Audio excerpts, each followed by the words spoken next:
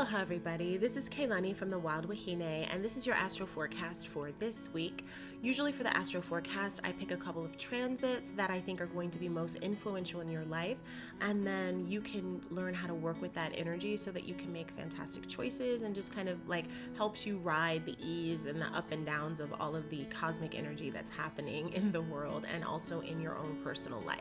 So for this week, the 18th through the 25th, we're going to be focusing mostly on the full moon that's in Cancer, which is a really kind of multi-layered but really deeply emotional moon that we're having and we're starting off the week with, and it's kind of coloring the rest of the week as we talk about Uranus stationing direct. We also have the sun ingressing into the sign of Aquarius, so happy solar return to all you Aquarians. We're easing out of Capricorn season, welcoming in Aquarius season with that fixed energy and that kind of sort of true winter time, depending upon like where you are in the world and what winter looks like for you. And then we're going to be closing up talking about the second phase of Mercury retrograde, which is going to be the sun conjunct Mercury, where we'll have a little bit more of a like bull's eye into what is some of the information that we need for when Mercury transitions back into Capricorn and starts to do some of the much needed work in that placement in our chart, because we have so many things that are happening in that place. So let's start off talking about the full moon in Cancer. So the moon is at home in the sign of Cancer. So this particular moon, more than anything else that's happening right now with Mercury retrograde, Venus retrograde, and things might feel a bit discombobulated, especially where Capricorn is in your chart right now, this placement of the moon in the sign of Cancer, with it being the first full moon of 2022, should feel like a deeply healing moon for you, should feel like a deeply emotional moon for you. Lots of different things can come up, but for the most part, it should feel a little bit softer. The moon is in a water sign, the feminine sign of Cancer. It's making a trine to Neptune. Neptune is in Pisces, which is also a water sign, and it's making an opposition to the sun, which is in Capricorn, and Pluto, which is in Capricorn. So there's that earth feeling. So it really has this like earth and watery kind of feel to it, a real kind of like comforting, like how can I carve out a little corner, a little nook, a little space, a little time for myself so I can just let the emotions wash over me and I can just do some, much needed self-care, because there's a lot to do, just in general in our chart, especially in that Capricornian place. So it's kind of giving us like a little bit of a timeout to be able to kind of take care of ourselves, because there's, more to come with like part 2, part 3 of what's happening with all of these retrogrades. Essentially, let's break this down. The full moon is in 27 degrees Cancer. It's opposing the sun and Pluto, which are at 27 and 26 degrees respectively. It's making a trine to Neptune, which is at 21 degrees. So if you have any planets that are in late cardinal signs in the 25, 26, 27, 28, 29 degrees, and that would be Aries, if Cancer, Libra, or Capricorn, then you more than likely are going to feel this, in a little bit more of an intense way. Some of the things that are happening with moon opposing Pluto is, the subterranean place. It's the place where we go to hide things. It's also the place where we go when things get revealed. So what is lying underneath the surface? Now, we've already been kind of working with a lot of that with what's happening in the Capricorn placement in our chart, just because Venus has been retrograding and touching Pluto twice already, having a third time of doing it when she stations direct. But, those things are coming up. We're also going to have Mercury, which is retrograde, coming right through next week, touching Pluto, giving some more information and allowing us to kind of talk about it. But before that happens, it's almost as if we have to kind of feel what's going on. Maybe we've been just running really fast and not really wanting to pay attention to that part of our chart. It's been cooking. So for everyone who has it, especially on angular houses, if Capricorn is in your first house, in your fourth house, your seventh house, or your 10th house, you've definitely been feeling this like Venus retrograde, energy in Capricorn, and then Mars is going to be coming through there, and then that's going to be another thing. So it's just like so much work and so much energy, so much that you have to do in terms of like changing and transforming, because that's kind of the nature of Plutonian things. It transforms, it sheds its skin. It can be painful, it can be surprising, it can feel cathartic, it can be a place for deep healing and massive change in something that's just needed to change and it's just been sitting there forever and you thought, oh, this is never going to work. and it can, and for a lot of people it will, but we also need to kind of use our heart and our emotions. And sometimes, because Capricorn is Saturn ruled, there's a little bit of distance that we can have, in this activation, especially when Mercury goes back in. There's a little distance. With Venus, there's a little bit of distance. When with the moon, though, opposing the sun and opposing Pluto, it's kind of allowing us to feel our feelings in a safe space, in a secure space, because that's what Cancer does. It creates containers for us to be able to do that are safe, whether we're doing that for ourselves, whether that we're doing that for someone else. And it allows us to also have a respite. Think of it as like a corner. For boxers, like you go back to your corner and they take care of you. They put like water and they're like, like oiling you up and like doing all stuff, and then you got to go back out and fight. But for that moment, you're in the corner and you're relaxing. Or if you're an Olympian, you go out and you do your floor gymnastics thing, but then you come back and then someone's rubbing your feet, someone's taking care of you. You're in your space and you're feeling comforted. Like that is something that Cancer does. So it's allowing us right now to kind of go back into our comfort space, into our comfort zone, into our community of comfort, whether that be family, and also connecting with family, and connecting with what family means to you. For some of us, family does not mean secure. Family does not mean safety. So there's a certain level of reparenting that you have to do for yourself, and like self-care and self-love just for you that maybe includes nobody. You're welcome to that as well. With the moon trining Neptune, there's also going to be a bit more of an imaginative sense to this energy, a space where maybe the answer to some of the challenges that are happening in this Capricorn place is using your imagination, is getting creative, is being honest about it. But it also could mean that if some of the things that you're finding out are painful or difficult, it could be easy to delude yourself and not want to see it and look at something shiny and like hide again. And we're just having so much of this energy that like, here's some information, okay, deal with it. Okay, I can't really exactly deal with it. Okay, I want to hide from it. Okay, nope, you have to deal with it. Okay, let's talk about it. And so, we're just going through this at the beginning of the year where we're really trying to kind of suss things out in our minds and in our bodies and in our hearts, how we want to deal with these things. And it's kind of sort of a little bit challenging in those spaces for a lot of people, of course, depending upon where it is in your chart. However, it's always a beautiful thing to be able to use our imagination, to use our creativity, sometimes stepping away from the situation and getting a different view on it, and then being able to kind of sort of go in that space. So a couple of ways that you can use this energy of the full moon for things that you want to do is, I think it would be a fantastic time, obviously, for releasing things, which is typically what people do in the full moon. Though I do feel it does feel like you're releasing things though to get like more comforted in a lot of ways. Like it really does have a little bit more of a drawing in feeling than it does like a let me release negative things in my life. That's a little bit more active. This is more about let me let go of my busy. Let me release my busy, my schedule, my other stuff, so that I can tend to myself and take care of myself and nurture myself. This is a nurturing moon, and that's what you want to do. You're not trying to work or do the busy work kind of thing. It really is about nurturing yourself. So I just encourage you to do that if that's something that you can do. So things that are good for this is to work in the subconscious. It can be inner child stuff that you're doing. You can do some shadow work, transformative work, because Pluto is going to be there really supporting that. Some journaling, because we have so much water in this, and we also have Earth getting out into the ocean, going to take a bath, taking a nice long shower, making yourself a beautiful, cup of tea, anything that has to do with like water or earth or working with plants, potting, right now, if you want to start planting some seeds, depending upon, of course, where you are, or repotting your plants, or working with herbs, making some tinctures, any of those types of things, I think would be really beautiful thing to do. These are all things that nurture you. Cooking and making bread, any of, making some soup, especially if you're in a cold place or a rainy place where it's a little overcast. All of those things I think would be really supportive right now. There's emotional release stuff, listening to music, pulling some tarot cards, having your tarot cards read, having an astrology consultation, any of those kinds of deeply spiritual, nurturing things, whatever that looks like, that feels good for you, that nurtures you, that's the name of the game. And so nurture is like my word for this full moon, because that's what you want to do for a full moon in Cancer. So next up we have Uranus stationing direct. Now Uranus is stationing direct on the 18th. It's been retrograde this time. The last time we had that Saturn-Uranus square, which has kind of been our signature to basically all of the kind of challenging things that have happened, especially with Rona.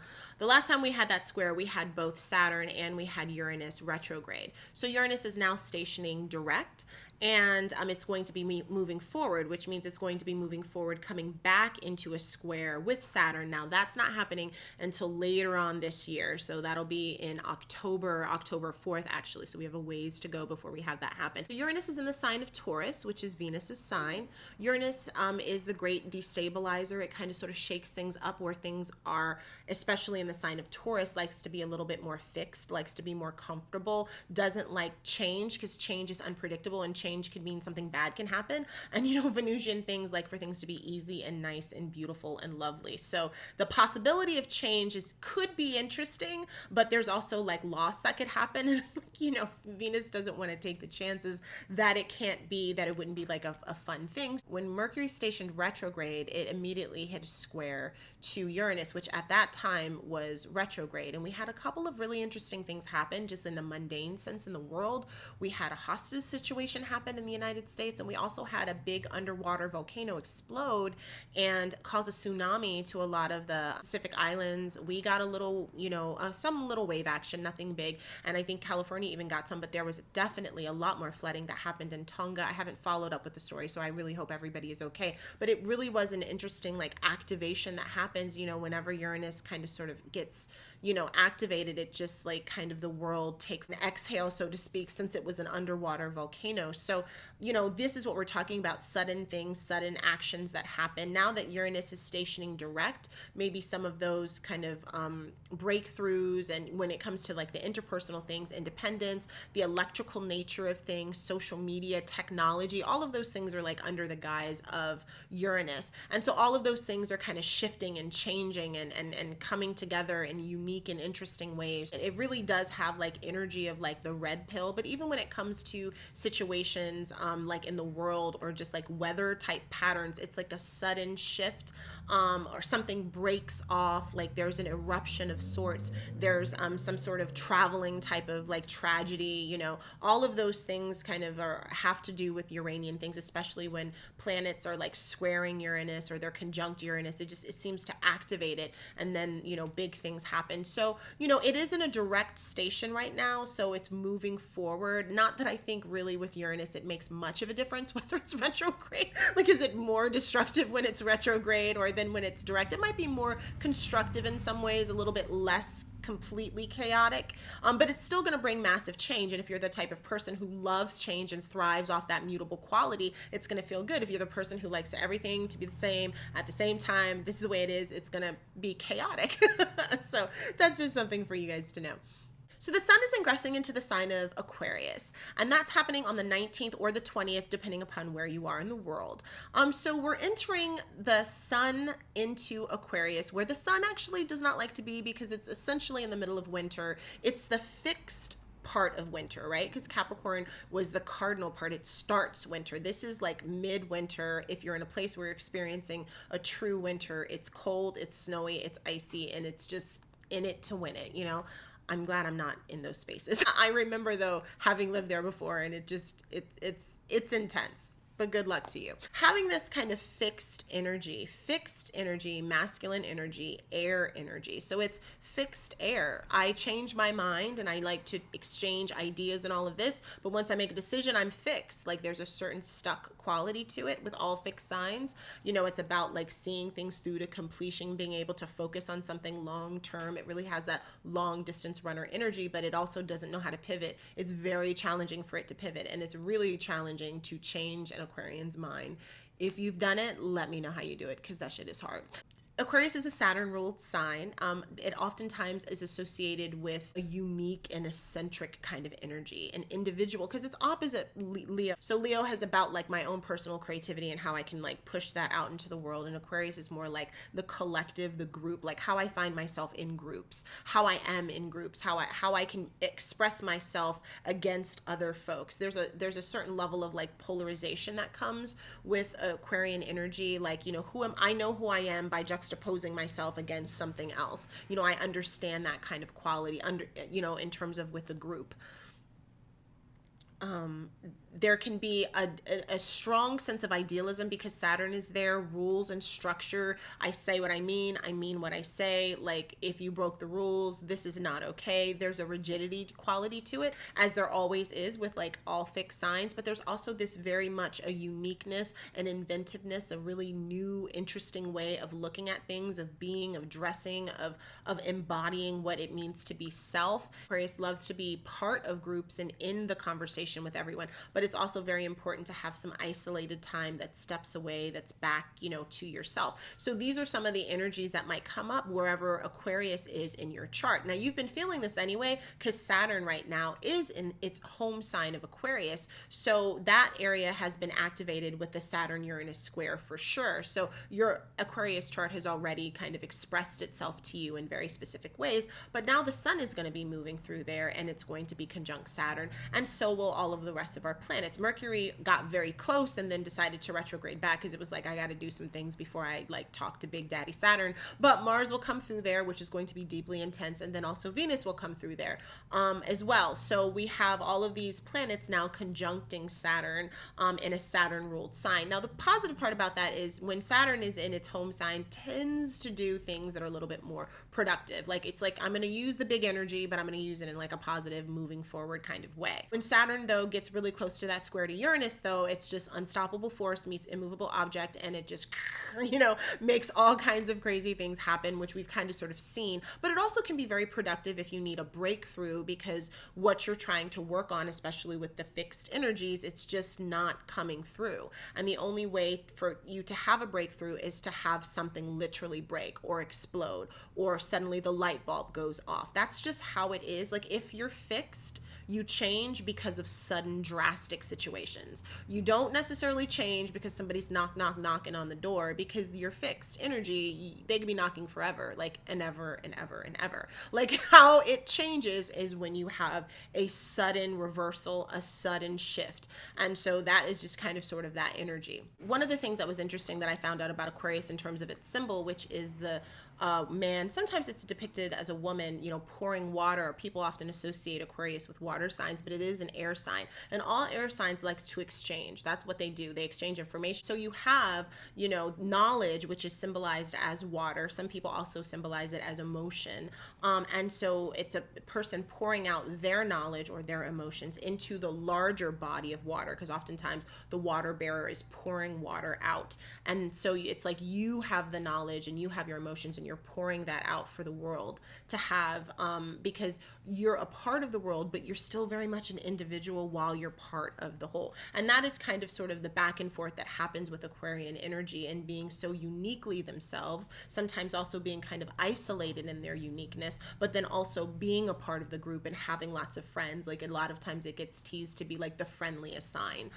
That's like one of the monikers of Aquarius. So it's about like cleansing and purification and getting to like what the true essence of something is, in its most purest and idealistic form, which very much is the embodiment of like Aquarian things, like truth and honesty, idealism, my best self, and then the measure for that is set really high. And sometimes, with Aquarian energy and those spaces in our chart, like, we set the bar so high, can we even achieve it? Can anyone else achieve it either? The Aquarius place in our chart also tends to be a place where we're rule breakers, where we're breaking the rules in terms of how things are traditionally done. And it's kind of like encouraged to do that. So like in that place, wherever that placement is in your chart, that's where you like to kind of come up with new things, do your own things, bounce it off against somebody else, and try to find out like uniquely who you are and how you like to do things. If you're a fixed sign, which is if you're a Taurus, if you're a Leo, if you're an Aquarius, or if you're a Scorpio, those signs are going to be feeling this a little bit more intensely because it'll be squaring and opposing it. However, if you're an Aries, a Sag, a Gemini, or a Libra, you're going to probably be feeling this heavy Aquarian energy in a more positive, productive kind of way. Next up, we're talking about the Sun conjunct Mercury. The Sun is going to be conjunct Mercury on the 23rd. We're going to be feeling that essentially all this week. It's going to be at 3 degrees. So Mercury stationed retrograde late last week. And of course, again, as I said before, as soon as that happened, we saw like a shift in a lot of mundane things. So this definitely feels like this Mercury retrograde is going to be intense. And when it conjuncts Pluto next week, oh yeah. So please, like I said, take some time to heal and get yourself ready, because I think that's going to probably feel a little bit more intense. But at first is getting kind of like this light because it's conjunct the sun. When the Mercury conjuncts the sun, there's a certain level of clarity that happens. So the sun is so bright it can kind of obscure everything. But when the sun and Mercury are in exact conjunction with each other, it's called a cazimi. And in that moment of cazimi, there's a certain level of clarity that you have where you just know what's going on and what you're doing, and you're able to articulate it, you're able to hear it properly, and it all becomes very clear. So there's a certain level of clarity that we need to have before Mercury moves back into Capricorn and starts digging in to the deep subterranean, shadow work that we need to do in that Capricorn place. We haven't had Mercury there. Mercury has not been, Venus has been retrograde. We haven't really been able to discuss some of the topics that are coming up. Maybe we didn't want to, maybe they're too painful, maybe we just can't find a way to agree. But now is the time that we're probably going to talk about them, or we're going to think about them, or we'll be able to hear them, because Mercury is about exchanging information. It's not just giving information, it's actually listening to information. It's taking it in, it's chewing it, and then it's giving it back,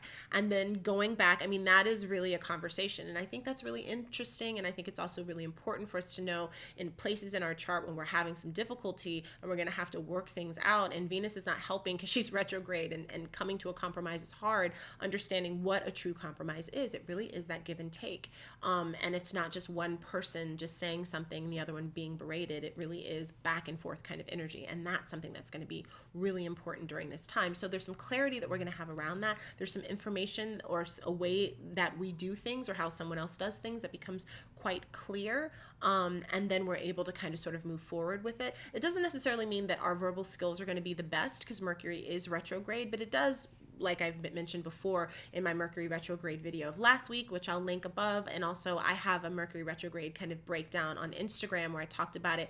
We do have these opportunities with retrograde planets to revisit things, to redo things, to figure out like another way of doing it, because we keep hitting these conjunctions over and over again until we kind of sort of learn the lesson that we needed to learn. So there's a lot of things that need to be learned. There's a lot of communication, a lot of feelings, and a lot of like kind of getting rid of things, with the rebirth situation, the death and rebirth. There's a letting go, and then there's something that's coming back in. But sometimes you need to have a conversation about it, and sometimes you need to just kind of see things clearly. So that's what this particular conjunction is about, getting yourself some clarity about what's really happening. There's a focus on kind of seeing what's really there, and also a focus on kind of like, it's interesting how this whole transit is kind of playing out in terms of like, you're not given all of the information at once. It's almost like if there's really UFOs, like, I don't know if you guys believe in aliens like I do, but it's like there's a thought like, well, we can't tell them that they exist because everybody's going to be like, so let's trickle out the information, or let's like make a whole bunch of movies about it, and then we'll say that they really exist or whatever, or let's kind of put out this thing that we see like UFO kind of things, but we're not really sure exactly what they are, so this transit kind of, and that's in itself like a Plutonian thing, like let's kind of hide, but then let's eke out some of the information, but then let's not really be honest about it. You're not getting everything all at once. It's being kind of sort of trickled out, the information, or leaked out little by little. So it's a little challenging because some people are like, just give me the bad news, give it to me, let me have it all. But that's not the way this transit is working. It's really kind of like working multiple times. It's sending so many planets back through Capricorn to try to see like what's going on, and it's hitting it from so many different emotional angles, whether it be from the moon, whether it be from Venus, whether it be from Mercury. Like there's just work there. So again, as I said before, and I'll probably keep saying, like, if you leave these retrogrades and once we're clear all of these, like once we get into like March, and you haven't like left that Capricorn placement in your chart with some new information, with a new way of doing things, then I don't know what you've been doing.